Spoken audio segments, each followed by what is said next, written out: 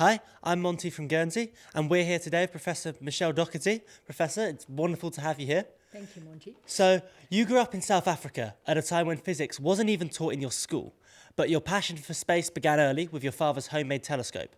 Can you tell us a little bit about how these experiences shaped your journey into space science? Thank you, Monty. It's really interesting to look back on that, because at the time I remember, I must have been about 10 years old. My dad made the telescope from scratch. He ground the mirror of the telescope. And I remember my sister and I mixed the concrete for the base of the telescope, which we thought was the most important part of the telescope at all. And so the first view I had of Jupiter and Saturn was through a telescope my dad built. I was fascinated, but I never thought I'd end up working on planetary science. But it was probably at the back of my mind. As I went through school, didn't do science at school, but then the local university was willing to take a chance on me, and I did a Bachelor of Science degree. I majored in applied maths, and then I came over to the UK and I was asked to take on preparation for a spacecraft mission that was going to Jupiter. Didn't know how to do it, and I thought, oh yes, that's exactly what I want to do. So it was probably in my head all along, I just didn't know it. That's really interesting, thank you. And your work on Cassini expanded our understanding of Saturn's environment and atmosphere. What were some of the most surprising or exciting discoveries you made on that mission? So I think for the Cassini mission, probably the most unexpected discovery was that we measured something strange in the magnetic field data, which was the instrument that I was responsible for.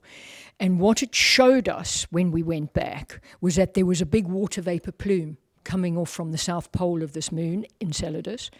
And then we went back lots and lots of times after that, and all the other instruments took data as well. And what we found was there was a liquid water ocean underneath the surface. And that is then one of the places where we think has the potential for life to form. So I think that was the most unexpected and exciting discovery. And it's really exciting when your instrument is the thing to do that, I imagine. The JUICE mission, which launched in 2023 and expected to reach Jupiter in 2031, will explore the planet's icy moons in detail. What potential discoveries are you most looking forward to as this mission approaches the Jupiter system?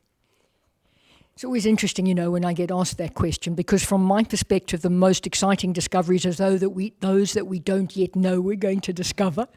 So what we want to do with the spacecraft that's going to Jupiter is we're going to fly past 3 of the moons, and we're going to go into orbit around one of them. That's Ganymede.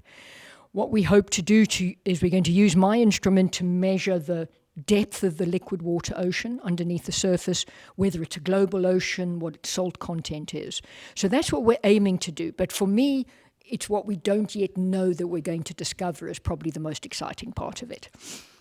It's a cool insight into the scientific method, that I think. And space missions often require international collaboration and many years of planning. What do you think are some of the biggest challenges that you've experienced working across cultures and across borders? I don't think it's really a challenge, but that's partly because, for me, collaboration is the only way to do the best science.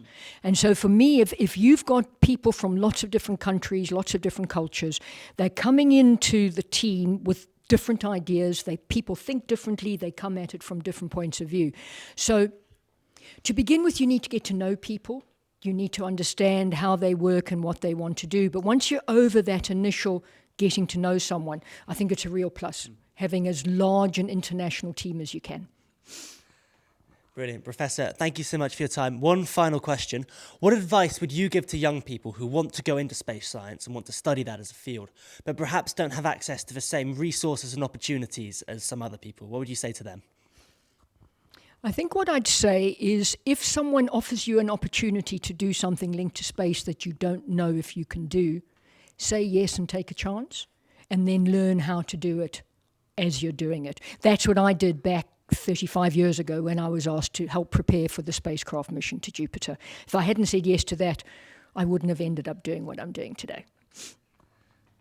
That's brilliant. Thank you so much for your time.